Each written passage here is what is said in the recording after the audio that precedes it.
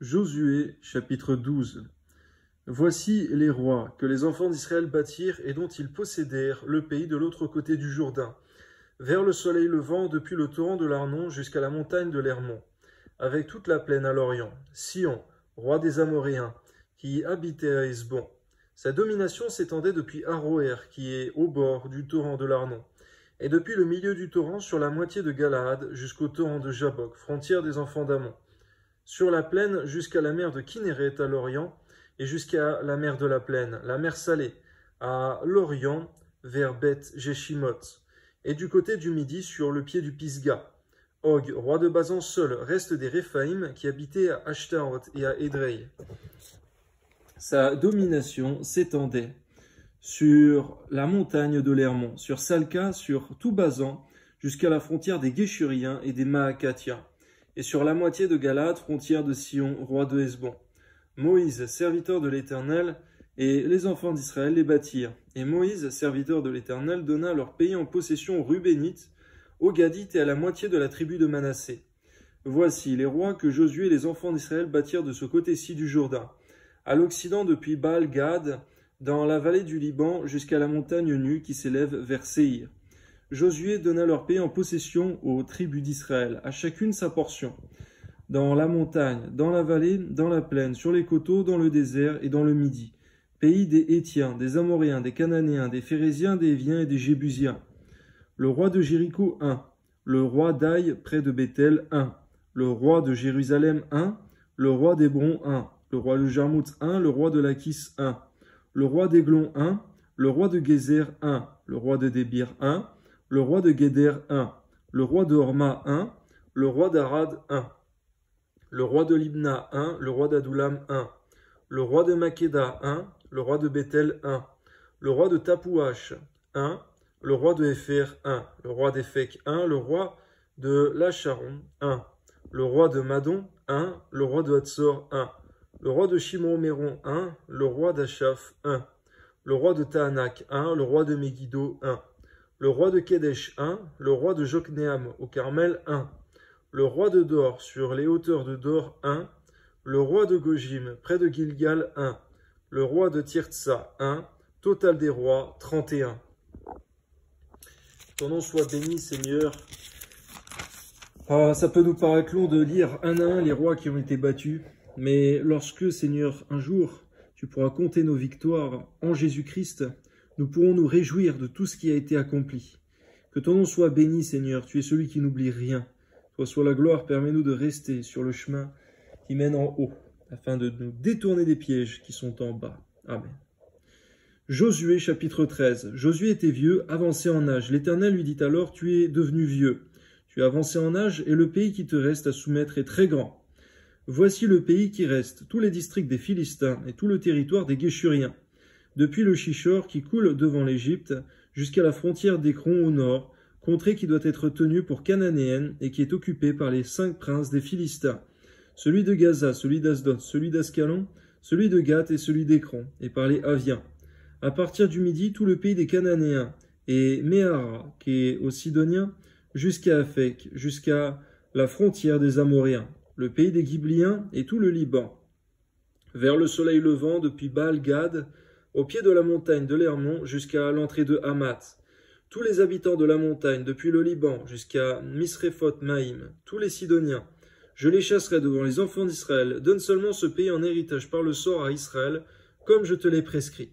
Et divise maintenant ce pays par portions entre les 9 tribus de la demi-tribu de Manassé.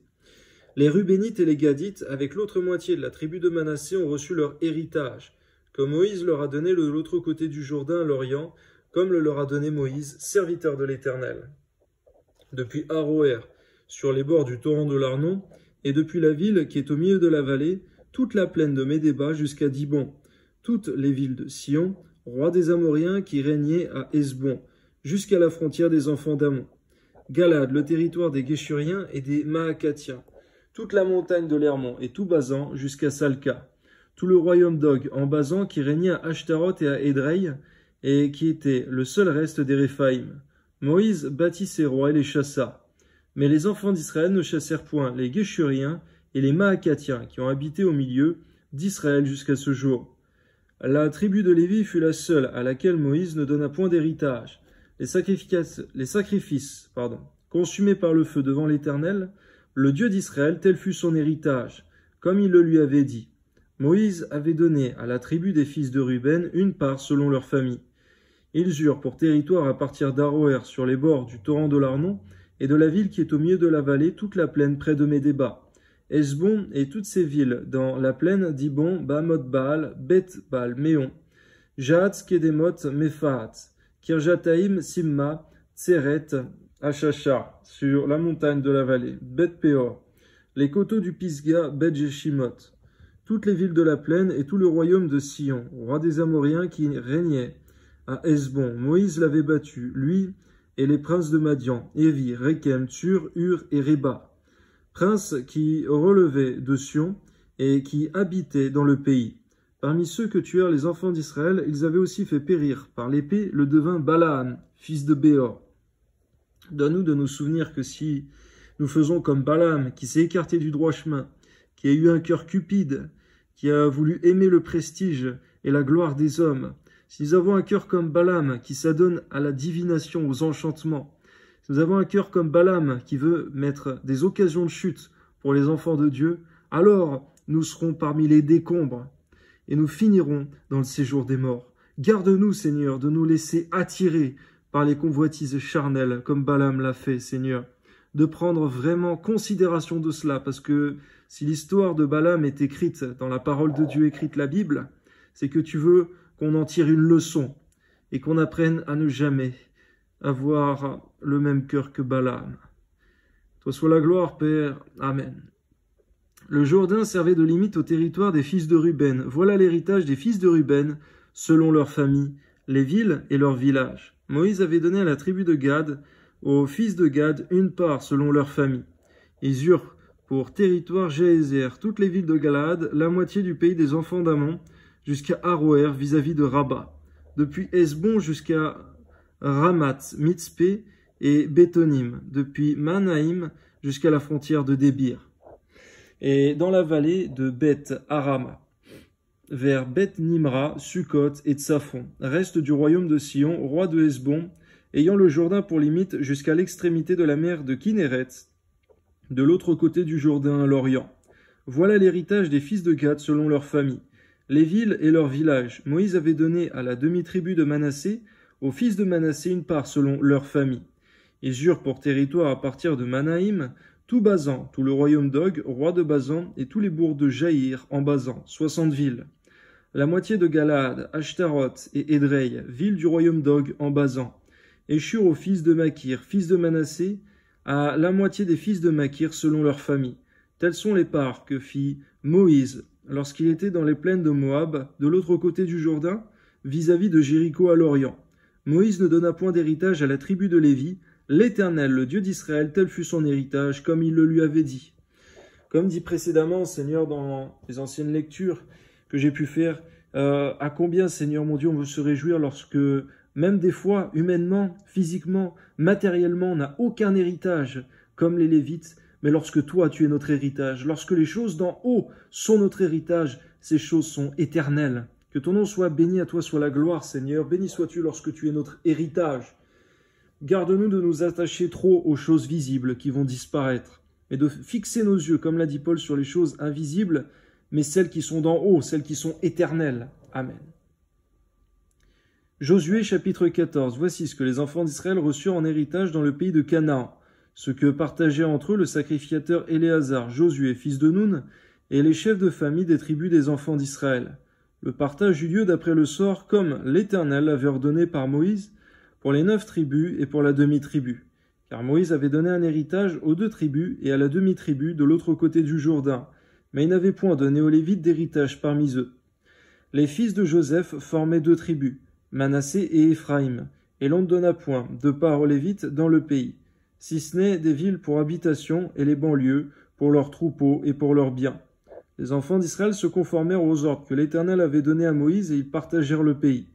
Les fils de Juda s'approchèrent de Josué à Gilgal, et Caleb, fils de Jéphuné, le Kénizien. Il lui dit, « Tu sais ce que l'Éternel a déclaré à Moïse, homme de Dieu, à mon sujet, et au tien à Kadès Barnéa.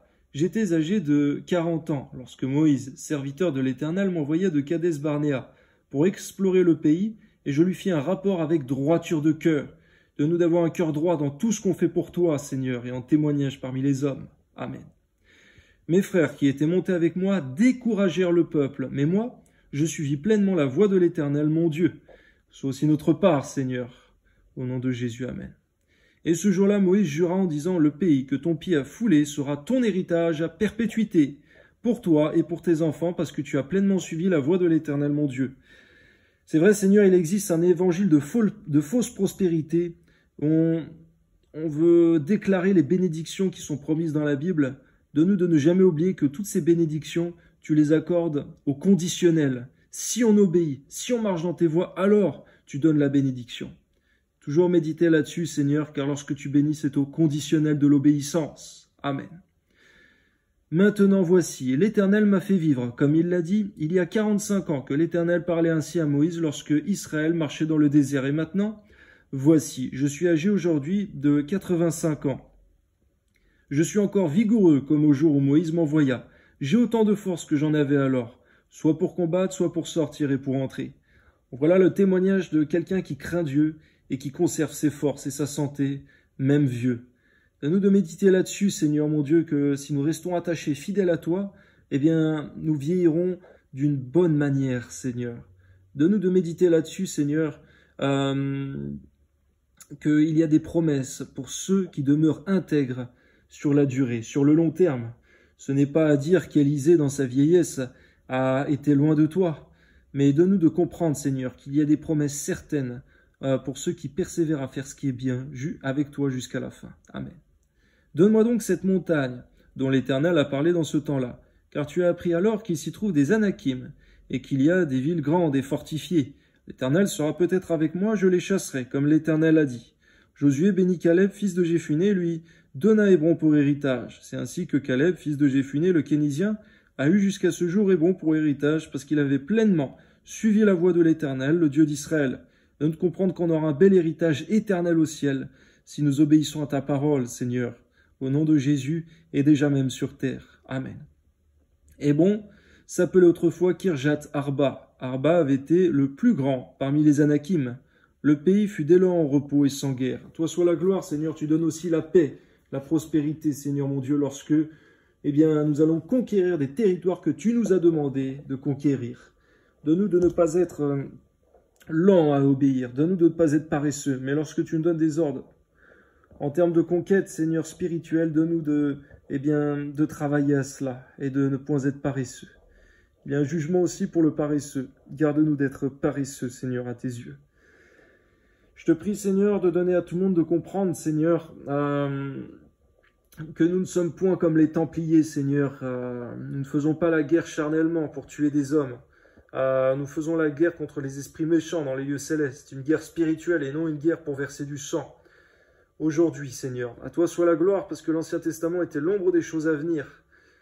Garde les chrétiens nés nouveaux aujourd'hui de verser du sang, que tu redemanderas. À toi soit la gloire, Père. Amen.